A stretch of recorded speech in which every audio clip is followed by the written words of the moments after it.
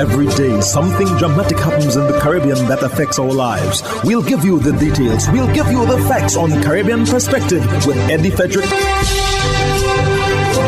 Host Eddie Frederick. So glad you can join us. St. Lucia's Prime Minister speaks on 1 year in office. This story takes the lead in today's edition of Caribbean Perspective for Thursday, 18th May 2022. Details when we return. Hubbard's Multi-Department Mount Gay and Hubbard's Tire Bay, located at the Building Supplies Compound in Grand Anse, are reminding the motoring public that another round for licensing and inspection has begun. Just arrived on new shipments of quality furrowed and torque tires to fit all makes and models of vehicles at competitive pricing. Shop early to avoid the hassle of long lines. WhatsApp them on 473-405-5482. Hubbard's, quality service, affordable prices.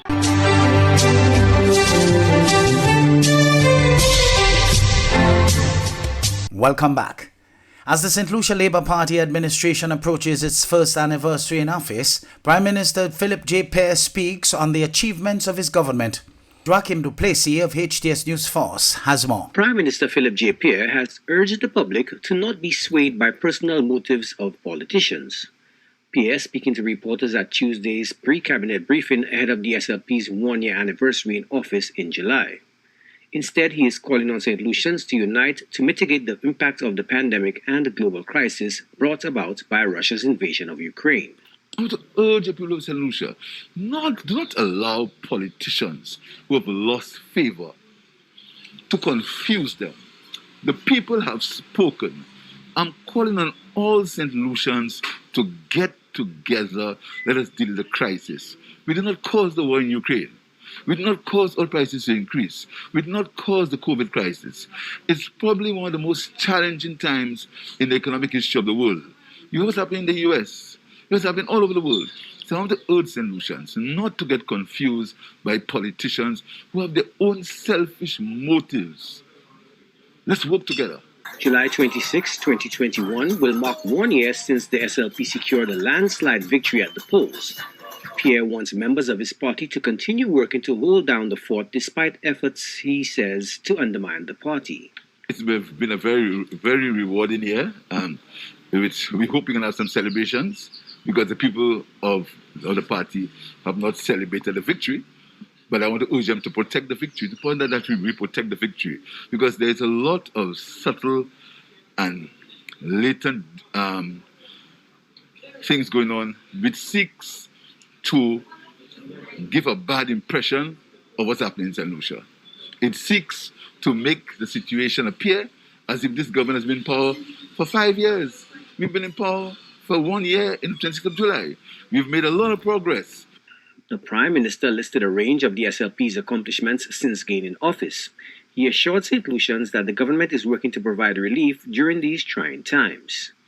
We've stabilized the situation regarding our economy. Our budget was passed. We need to wait. We need to have time for the budget to manifest itself. Our policies are in place. We've done some very people-oriented things. Our housing program, our education program, very people-oriented, and we're very excited about the coming year. I want to thank the people of St. Lucia. The people of St. Lucia have encouraged us. They have worked with us, and we are going to be pushing forward. Next year is going to be a very exciting year. Our tourism industry is doing well, but there are some downsides. The COVID crisis, COVID is still there for us. The war in Ukraine, oil prices, problems in the supply chain, all these things exist. But we're fighting. The SLP won 13 seats at the last general elections, while the incumbent UWP securing only 2. The 2021 elections had a twist with former Prime Minister Stephenson King, who departed from the UWP, and the Castries Central MP contesting as independents, both later serving in the St. Lucia Labour Party cabinet. Joachim Duplessis, HTS News Force. Chief Executive Officer of the Heart and Stroke Foundation of Barbados, Michelle Daniels, has urged Barbadians to treat the condition known as the silent killer seriously. Daniel said 4 out of every 10 Barbadians suffer from hypertension, and she stressed that it's important and everyone know their numbers. 50% of the population are probably walking around not knowing that they have hypertension. So it's really important for persons to actually pay attention. So we highlight this regardless of how many times annually your hypertension is highlighted annually. And every year people pay the same amount of attention to this because it's important, because it's a silent killer. It's a problem globally, it's a problem locally, because untreated hypertension can lead to cardiovascular disease, heart failure, stroke, heart attacks. And so we need the public to be aware that it's a serious matter, and we want persons, especially those who have never had their blood pressure checked, to ensure that not necessarily just today, but when they go to their GP or as they move around, and we have community screenings over the next few months, that they take the time to actually get their pressure checked. The bodies of 2 young men have been discovered in a car in the parking lot of the Marriott Hotel at Kingston in Guyana by a hotel employee. Now that the bodies of Pishnurine Hansraj and Justin Teixeira have been handed over to their families for burial, crime sleuths still probing the deaths of the friends will soon hand over a full report on the case. Home Affairs Minister Robeson Ben was approached by Nightly News for an update on the investigation and confirmed that the full report on the deaths of the men should be expected soon. The reports will come out eventually. The complete reports will come out eventually. But it was sufficient to allow for the bodies to be released to the family. As far as investigators know, a preliminary analysis conducted locally has confirmed the presence of cyanide in the substance found in the vehicle where the bodies of the friends were found in the parking lot of the Marriott Hotel in April. However, samples sent overseas for further testing have not yet returned to local investigators. Well, there is confirmation that cyanide was indeed ingested. Further tests are being done overseas. Tests were done in Guyana, of course. The friends' bodies were discovered in Teixeira's vehicle PAC 2607 in the Marriott Hotel parking lot at Kingston by a hotel staffer. Teixeira had been a guest at the hotel. No one has been arrested in connection with the discovery. Travis Chase, HGP Nightly News. You're listening to Caribbean Perspective with Eddie Frederick.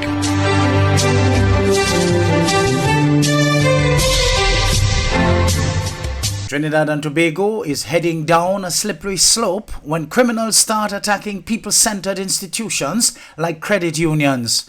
The caution comes from the Credit Union League following the mid-year review. TV6's Nicole M. Ramani reports. President of the League, Joseph Remy, says credit unions now need to ramp up security as the eyes of criminals are now trained on them. He laments that criminality has reached home and it begs the question, where is the country going? That we are part of a society that is decaying, and as such we are calling on the authorities to pay close attention, because when they reach to the point of attacking people-centered institutions that are rooted in the communities and are grounded at a particular level, it is not a good spectre. And then on the other hand, there is the belief that credit unions carry this loud set of cash, which is not so. And we would want to encourage our member credit unions to intensify their security efforts. Mr. Remy said there are some benefits for the national community in the mid-year review, but tackling crime must be made priority. We have to put this thing in context of the entire economic circumstance that we have found ourselves in. So yes, we are benefiting from some level of increase in the energy sector in terms of the prices because of the Russian and Ukraine conflict and the COVID-19 situation. So the energy prices has really soared to some extent, which has given us some level of leeway to do certain things. My concern is whether they will be done in the positive direction, they will be channeled in the right direction. And one of those avenues that we are seriously concerned about is the issue of crime. Meanwhile, the Credit Union League's Chief Operating Officer, Diane Joseph, says the criminals are finding innovative ways of blending in with ordinary citizens in order to commit crime. We have heard the Chief Secretary of Tobago talking about it as well yesterday, and we support his views because they have gone to 3 credit unions over the last 5 months. And what is of concern to us is the styles of these criminals. They are now changing the way that they're doing their work. For example, the last robbery, the culprit walked into the organization fully dressed in the uniform of a security firm. The Credit Union League says the situation is evidence of a negative cocktail brewing in the country, one that can lead to a serious decay in the fabric of society. Nicole M. Romani, TV6 News. In the meantime, Prime Minister Dr. Keith Rowley has instructed Acting Commissioner of Police MacDonald Jacob to locate the 1997 SABGA report detailing information on a so-called pedophile ring involving operators of children's homes and alleged high-level political players. The sordid Achiel Chambers incident has resurfaced amid all the allegations. Renessa Cutting of TV6 News has some details. On the heels of the 2021 Jones Task Force report, which highlighted instances of sexual abuse and other nefarious activities at a number of children's homes, the former chairman of a task force similarly commissioned back in 1997 to examine conditions at children's homes is speaking out. Robert Sabga says a lot of salacious information was discovered, which implicated former government and other high-level officials. Everybody is saying, "Oh my God, and you found this out, and why didn't you go to the police?" And so, the police already knew. As I said, it's one of the worst-kept secrets in Trinidad. But when you're high up, you can influence and block a number of things. In an interview on In the Ring, Mr. Sabga links persons in this so-called pedophile ring to the death of Achiel Chambers and claims that one of the main suspects in that case still holds very high judicial office today. The autopsy report on that boy went the same way as our report, because the DNA of two of these individuals were found in his body, in his anus at the time. I will say no more. In a statement on Monday, Dr. Rowley called on Acting Police Commissioner MacDonald Jacob to find the report. Infamous conduct on the part of whom? And today, Madam Speaker, I demand that the Commissioner of Police put a contingent of policemen to go and find this report and to interview all who were involved, because any such crime that was committed then is still a crime today and must be pursued to the bitter end. But the former task force commissioner believes the Prime Minister and the TTPS should redirect their focus. Act on what's current.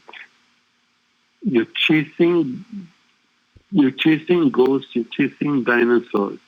A lot of the people we had in our sites back then are dead. They moved on. I looked at this declaration from the Prime Minister that was made yesterday that, he's instructed the police to immediately act. To find my report and then to act on it immediately. I'll humbly suggest that one of his party's social media activists has a copy. He doesn't have to send the police anywhere except to her. Let her give him the copy. Sabga notes the Jones report highlights many of the same issues which were uncovered in the investigation which he headed, and he's hoping that this time around the relevant authorities take action. There's a part of me that feels like I somehow let down those children that trusted us, that told their stories to us. Because they're now 25 years older, and they never got the justice they deserved. They never got the interventions that they hoped would come, and that we hoped we could bring for them, because there was big money involved. And from everything I've gathered from this most recent report, that hasn't changed. If anything now, it's mushroomed. It's become an industry all by itself. That needs to be investigated. Renessa Cutting, TV6 News. Hubbard's Motor Department Mount Gay and Hubbard's Tire Bay, located at the Building Supplies compound in Grand Anse, are reminding the motoring public that another round for licensing and inspection has begun. Just arrived on new shipments of quality furrowed and torque tires to fit all makes and models of vehicles at competitive pricing. Shop early to avoid the hassle of long lines. WhatsApp them on 473-405-5482. Hubbard's, quality service, affordable prices.